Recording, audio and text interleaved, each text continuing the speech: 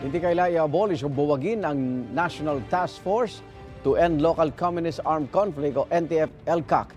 Sabi mismo yan ni Pangulong Bongbong Marcos. Wala namang dahilan kung bakit natin tatanggalin yan. Ang sinasabi dahil meron daw red tagging na ginagawa. Hindi naman gobyerno gumagawa nun eh. Quite the opposite. Yung pinakamabilis na sagot dyan, no, hindi namin i-abolish ang NTF-ELCAC. Dagdag ng Pangulo, malaki ang ambag ng NTF-ELCAC sa pagbabawas ng internal security threat sa Pilipinas. Saka lang daw nila pag-iisipan na alisin to kung hindi na ito kailangan. May ilang barangay pa rin daw sa Pilipinas kung saan may mga nagbalik loob sa pamahalaan na hindi pa natutulungan. Tatapusin pa raw nila yon.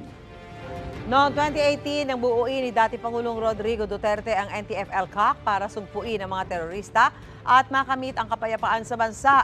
Dati nang inaakusahan ang task force ng pang-red tag umano sa mga sibilyan. Ilang grupo at organisasyon na rin ang nanawagan para buwagin ito, kabilang ang Human Rights Watch.